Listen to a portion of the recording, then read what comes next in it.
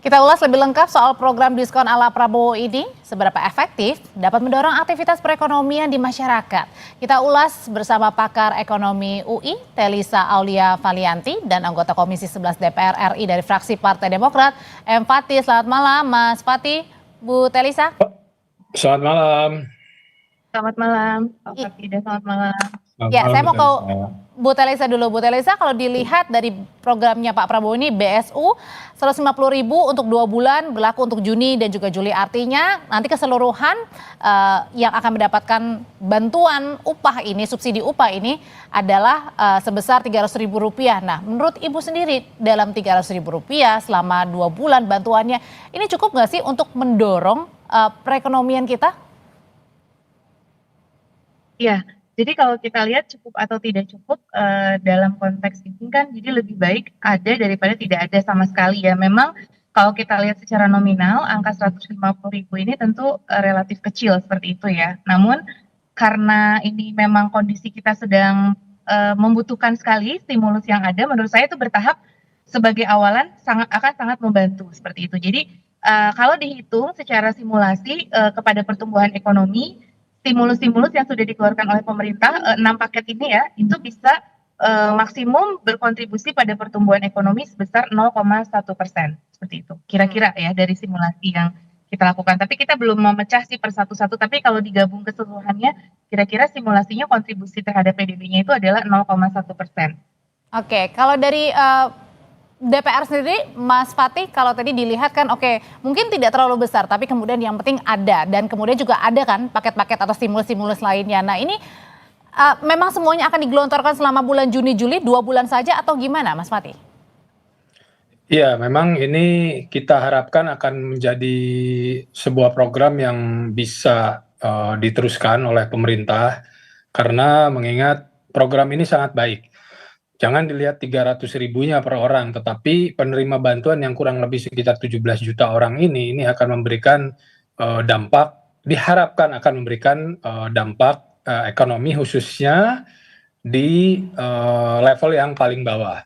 Yang penting uangnya itu jangan dipakai yang enggak. Ini harus dibelanjakan untuk belanja yang baik, untuk konsumsi yang baik, tidak dipakai untuk kepentingan hal-hal yang sifatnya negatif gitu. Nah, ini jangan dilihat dari 300.000-nya, tetapi ini penerimanya ini sangat besar, jumlahnya banyak, dan mudah-mudahan bisa menjadi sebuah stimulus bagi ekonomi kita. Kalau hitung-hitungannya Mas Fatih, dari 150.000 kali 2 bulan totalnya 300.000, ini sudah maksimum belum yang pemerintah bisa kasih ini untuk 2 bulan ini untuk bantuan kepada para pekerja maupun guru yang gajinya tadi upahnya di bawah 3,5 juta?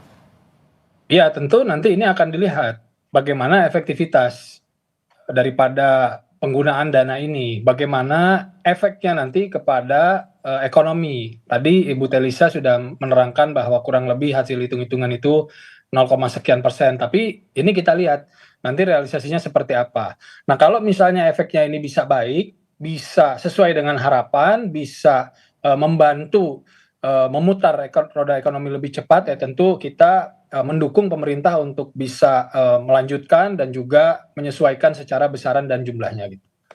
Oke, Bu Telisa, sebenarnya kan bukan hanya BSU saja ya, tapi ada stimulus lainnya, ada diskon untuk tarif tol, moda transportasi, termasuk juga kembali ada subsidi ini ya, listrik ya, PLN. Nah, tapi kalau yang kita lihat kemarin berkaca dari paket-paket ekonomi jelang Lebaran, kan ada juga tuh diskon-diskon tarif tol, diskon moda transportasi. Nyata-nyatanya ini tidak mampu meningkatkan daya beli masyarakat. Lalu pertanyaannya apa yang bisa membuat paket subsidi atau stimulus di bulan Juni-Juli ini bisa berbeda dan membuat pergerakan ekonomi juga berbeda dibandingkan sebelumnya?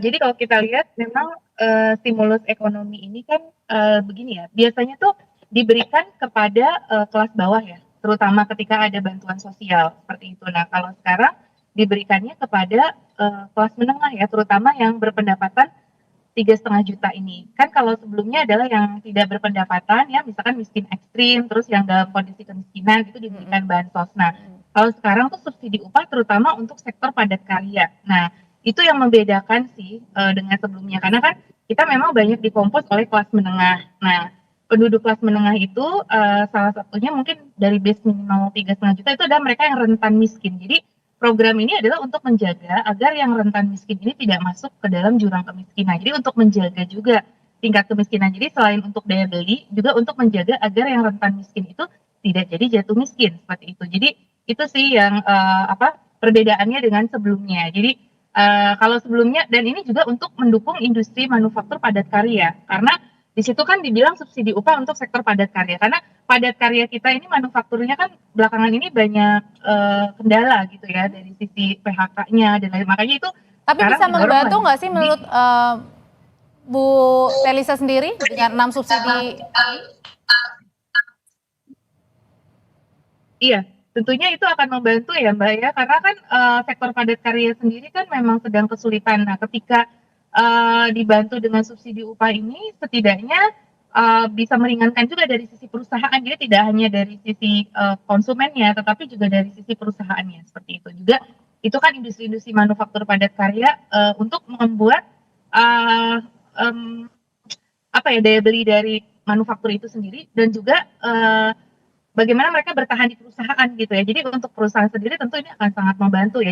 Jadi program ini bisa membantu kedua belah pihak, dari sisi produsennya karena dia bisa menjaga agar si karyawan itu tetap berdaya beli. Di satu sisi untuk karyawannya sendiri tentu untuk menjaga daya beli mereka dan mempertahankan mereka juga untuk loyal dengan perusahaan ya. Karena mereka bisa ada tambahan ini. Jadi Oke. ini menurut saya bisa dari kedua belah pihak keuntungannya Ah, begitu. tapi kalau Mas Pati ada yang mengatakan gini, oke, tadi stimulusnya nanti akan jalan di 2 bulan Juni dan juga Juli. Nah, tapi ada juga yang bilang begitu, kenapa tidak fokusnya kepada pembukaan lapangan kerja saja begitu.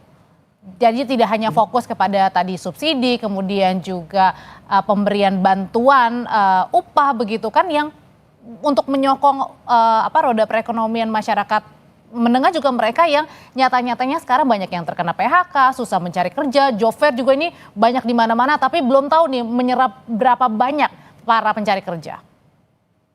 Iya, ini kan program tambahan, Mbak. Artinya pemerintah sekarang ini sedang berupaya untuk menarik berbagai macam bentuk investasi sehingga bisa membuka lapangan kerja. Namun demikian, ini adalah program stimulus ini adalah program tambahan yang diharapkan untuk menjaga para kelas pekerja itu yang memang sekarang sudah memiliki pekerjaan, tadi diterangkan juga, sehingga mereka bisa memiliki kemampuan yang lebih baik, yang penting dananya ini dipergunakan untuk konsumsi hal-hal yang baik gitu. Ini jangan dipakai yang enggak gitu. Oke, Nah, termasuk jadi berarti nggak boleh dananya dipakai untuk libur gitu, karena kan bertepatan nih Juni Juli udah anak-anak udah mulai libur sekolah. kalau libur kan itu juga akan menggerakkan ekonomi, bagus. Aha. Yang negatif itu adalah yang memang tidak akan berkontribusi apapun kepada ekonomi, baik itu ekonomi daerah ataupun ekonomi nasional kan gitu. Jadi seperti judol dan lain-lain itu jangan dipakai seperti itu uangnya. Uangnya ini dipakai belanja di kampung, belanja di warung, belanja di desa gitu. Nah, ini akan menggerakkan ekonomi di bawah. Nah, tadi menjawab pertanyaan Mbak terkait dengan pembukaan lapangan kerja, ini terus-menerus dilakukan. Berbagai macam langkah ini sedang diupayakan oleh pemerintah dan kita mudah-mudahan akan bisa melihat hasilnya beberapa waktu ke depan. Bu Telisa, kalau diluncurkannya pada bulan Juni Juli, kan memang dalam waktu dekat, kemudian juga menuju ke triwulan kedua juga ya, untuk menjaga kestabilan ekonomi kita. Nah, tapi kan di bulan Juni Juli ini banyak juga yang anak-anak sudah mulai liburan, tapi juga satu sisi mereka juga harus menghadapi untuk biaya pendidikan kan. Nah, ini gimana nih dengan stimulus yang ada? Masih di mute, Bu? Oh iya, maaf. Jadi ini memang menarik sekali Mbak, kebijakan ini kebetulan momentumnya pas. Ada 2 momentum. Yang pertama adalah pengumuman PDB nanti triwulan 2. Itu kan PDB triwulan 2 itu April, Mei, Juni.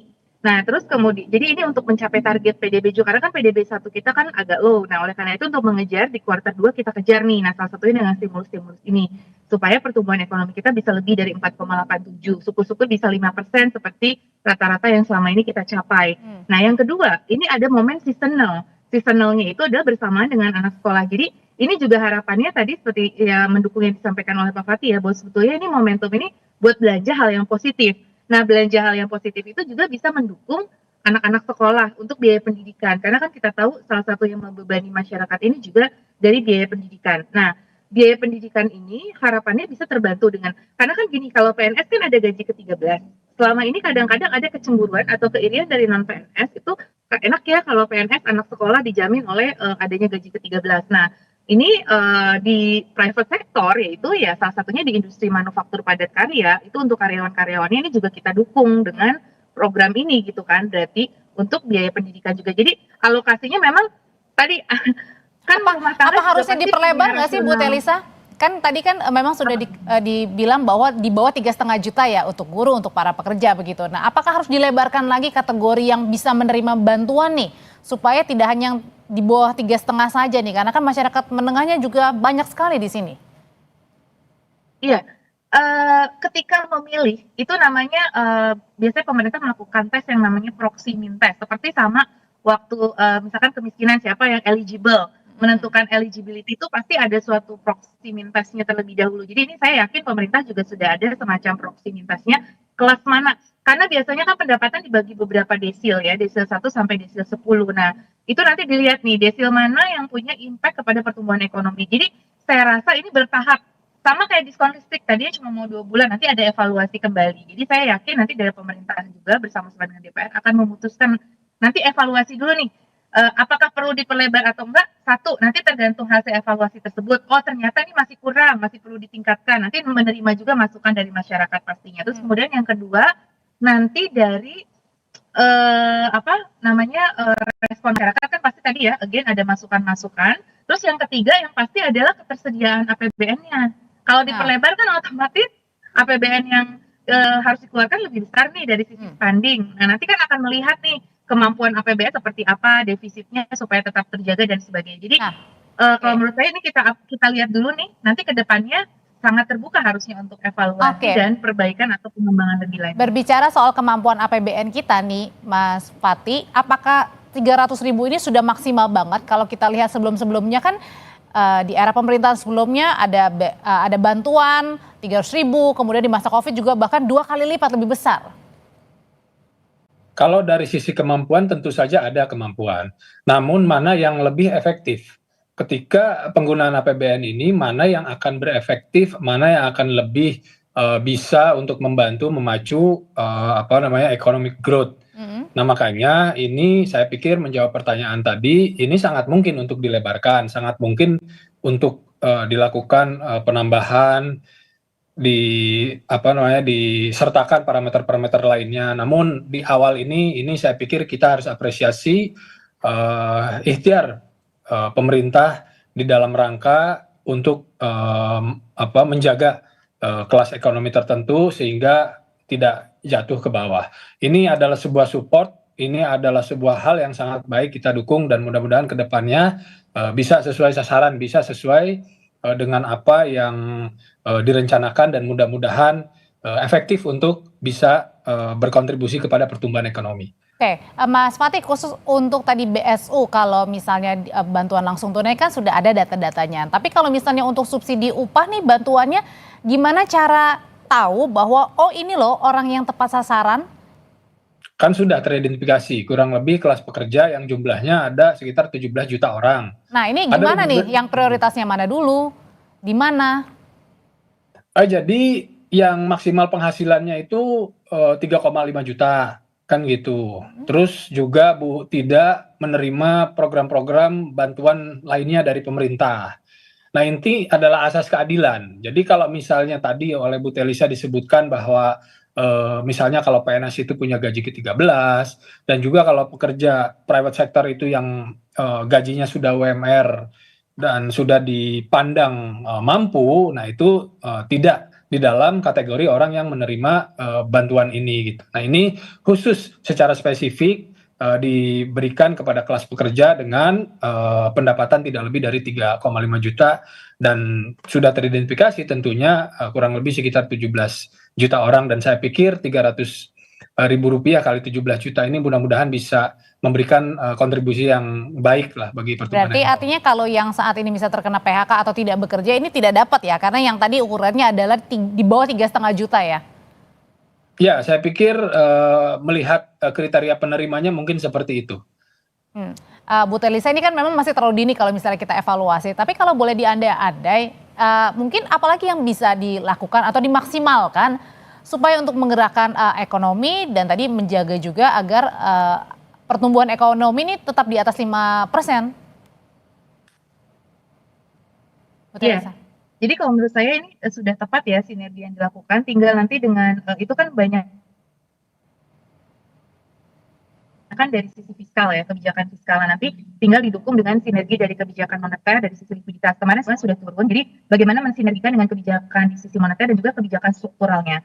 Kebijakan di sisi moneter itu adalah masyarakat lebih mudah mengakses kredit, kemudian juga dari sisi perbankan juga suku bunga lebih murah ya untuk mendapatkan permodalan usaha juga lebih murah sehingga lebih kondusif. Kemudian yang kedua dari sisi struktural yang perlu dijaga itu adalah perlindungan kepada diplomasi dampak dari tarif ini, karena kan dampak dari tarif ini begitu besar ya kepada ekonomi kita. Jadi dampak dari tarif ini bagaimana diplomasi kita harus kita jaga supaya masyarakat itu tetap bisa kan kegiatan ekspor impor tetap berlangsung dan menjaga kepercayaan investor supaya investasi tetap masuk. Selama keran investasi itu masuk, potensi pertumbuhan ekonomi kita akan terjaga. Kemudian juga terus menciptakan lapangan kerja tadi. Kuncinya juga di struktural itu menciptakan lapangan kerja, bagaimana tetap dilakukan peningkatan upskilling dan reskilling. Jadi kebijakan jangka menengahnya, karena ini kan jangka pendek ya. Oke, karena hanya 2 bulan yang ini ya. Ya, nah jangka panjangnya itu kebijakannya harus tetap dimainkan seperti itu. Itu jangan lupa untuk ya regulasi, investasi tetap berjalan, terus kemudian itu lapangan kerja. Jadi bagaimana kita mendorong terus penciptaan lapangan kerja sambil disertai dengan peningkatan dari sisi SDM-nya, kesiapan SDM dari sisi skill-nya. Jadi lebih sering mengadakan kayak kemarin tuh job fair tuh sebenarnya bagus ya, cuma kita agak miris ya kemarin lihat di job fair tuh kan kita ramai juga ya, gimana rebutan banget gitu satu pekerjaan. Dan nggak tahu Bu satu pekerjaan ini dapat menampung berapa pencari kerja kan? Betul. Nah jadi harapannya terus mendorong ya wirausaha dan kegiatan investasi-investasi yang dapat menciptakan lapangan kerja. Jadi investasi kita pun sekarang harus lebih selektif, dalam arti jangan cuma investasinya aja, tapi juga bagaimana investasi menyerap lapangan kerja. Terutama talenta digital juga harus kita siapkan, karena kan kita banyak kan ekonomi digital. Jadi itu juga harus kita siapkan. Jadi transformasi strukturalnya harus kita dorong juga seperti itu. Dan hal itu juga ya Mas Fatih yang menjadi fokus perhatian. Jadi bukan hanya jangka pendeknya aja pemberian subsidi, kemudian juga bantuan, tetapi juga tadi bagaimana menjawab keresahan nih untuk lapangan pencari kerja, upskilling, reskilling, sebagainya, itu yang nampaknya menjadi jangka menengah dan jangka panjang nih untuk bisa menopang. Itu semua sedang dilakukan dan di dalam proses pemerintah tanpa henti ya. Ini terkait dengan penyediaan lapangan pekerjaan, kita terus-menerus melakukan upaya sehingga FDI direct investment ini ataupun investasi domestik ini bisa terus tumbuh. Nah, ini terkait dengan bantuan subsidi ini kan untuk mendorong daripada konsumsi, mendorong daripada daya beli. Jadi semua upaya ini dilakukan oleh pemerintah, dan bukan hanya pemerintah pusat. Saya berkeliling di daerah-daerah juga saya lihat semangat yang sama ada pemerintah daerah. Mereka juga membuka peluang-peluang pekerjaan. Beberapa provinsi itu bahkan sudah punya portal untuk bekerja sama dengan sektor swasta, di mana diwajibkan bagi mereka dalam persentase tertentu itu untuk harus menyerap tenaga kerja lokal. Saya pikir ya ini upaya yang baik dari pemerintah. Asal benar-benar ada gerakannya ya, konkretnya ya Mas Fatih ya. Mari kita dukung dan kita awasi. Oke. Kalau dari Bu Telisa sendiri dalam jangka panjang apakah ada lagi Bu selain tadi kuncinya adalah reskilling, upskilling dan juga bantuan penciptaan lapangan pekerjaan yang baru? Iya, Sebetulnya tugas utama pemerintah juga menciptakan kepastian hukum ya dan juga regulasi dan itu terus-menerus dan tentunya sinergi dan kolaborasi berbagai pihak menghilangkan ego sektor, kita punya common interest yang sama. Itu yang harus selalu kita jaga dan itu memang tidak mudah ya di dalam jangka pendek itu semuanya juga butuh proses sehingga tetap di dalam jangka panjang itu kita harus terus menata karena kan kita memang mau melakukan 3 macam transformasi ya selain ekonomi, transformasi sosial budaya, dan juga transformasi tata kelola governance dan birokrasi. Jadi dari hasil research yang dilakukan oleh Bappenas itu hasil penelitian dari Growth Diagnostic Indonesia itu selalu di regulation and bureaucracy. Itu penghambat utama yang selalu jadi momok dan itu yang kita harap dan juga corruption ya. Nah makanya program pemerintah saat ini kan salah satunya menurunkan corruption kebocoran. Jadi mau kita berjuang seperti apapun kalau kebocorannya tinggi ya tetap aja kita nggak akan terlalu menghasilkan hasil yang optimal. Nah kalau kita mau optimal ya kebocoran, regulation dan birokrasi itu yang harus diperbaiki karena itu bottleneck utama kita itu sih di dalam jangka panjang selain tadi SDM ya faktor SDM skill dan lain sebagainya inovasi.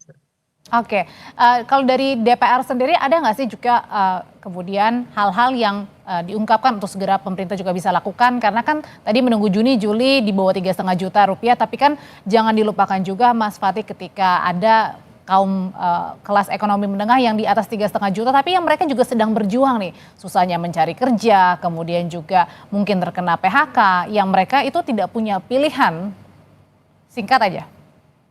Iya tentu kita bersama-sama dengan pemerintah terus-menerus bisa memberikan dukungan sehingga yang kemarin itu kita sempat lihat adanya penurunan daripada realisasi achievement dari pertumbuhan ekonomi ini ke depannya bisa terkejar gitu dari berbagai macam upaya mau dari moneter ataupun dukungan fiskal sehingga nanti efeknya itu bisa terasa bagi masyarakat. Ini terus-menerus kita lakukan. Jangan ragukan komitmen pemerintah. Cuma yang penting itu tadi bagaimana supaya bantuan subsidi ini tepat sasaran dipergunakannya itu harus benar gitu. Belikan konsumsi yang positif itu. Mas Fatih, terima kasih untuk ulasannya. Bu Telisa juga terima kasih untuk pandangannya berbagi di Sapa Indonesia malam.